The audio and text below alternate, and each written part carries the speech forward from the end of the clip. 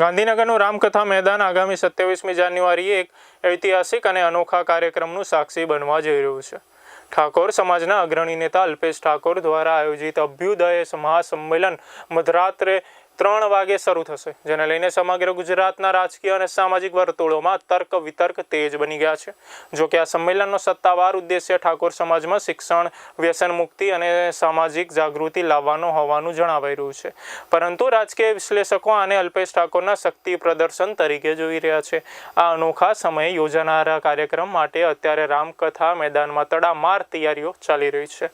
આ મહાસંમેલન માત્ર એક સામાજિક મેળાવડો નથી, પરંતુ આગામી સમયમાં ગુજરાતના રાજકીય સમીકરણો બદલવાની ક્ષમતા ધરાવે છે. 27મીની વહેલી સવારે ગાંધીનગરની સડકો પર ઉમટનારી ભીડ ગુજરાતની આગામી રાજનીતિના નવા અધ્યાયના શ્રી ગણેશ કરી શકે છે.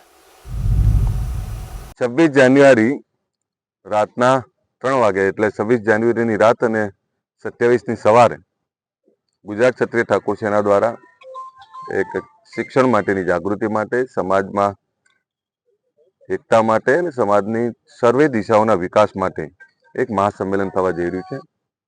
એનો ઉદ્દેશ છે કે હા, અમે હવે ઊંઘતા નથી, અમે વ્યસનોમાંથી બહાર નીકળ્યા છીએ, અમે શિક્ષણની દિશા પકડી છે, અમે રોજગારની દિશા પકડી છે અને સમાજ તમામ દિશાઓમાં એક છે. સમાજની એકતાનો સંદેશા સાથે આ મહાસંમેલન થવાનું છે.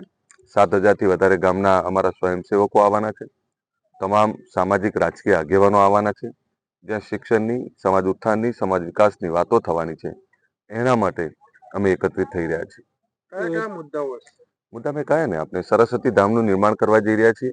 એક એવું સરસ્વતી ધામ જ્યાં આવનારી પેઢી બાળકો માટે સારી લાઇબ્રેરી હોય, સારી હોસ્ટેલ હોય, ત્યાં યુપીએસસી જીપીએસસીના ક્લાસ ચાલતા હોય, ત્યાં સરકારની યોજનાઓની અમલવારીની વાત હોય, વિદેશ ભણવા, વિદેશ નોકરી માટેનું ગાઈડન્સ પૂરું પડતું હોય, પ્રાઇવેટ સેક્ટરની નોકરીઓ માટેનું ગાઈડન્સ પૂરું પડતું હોય, એટલે તમામ પ્રકારની દિશાઓ નક્કી કરવા માટેનું એક આ મહાસંમેલન છે.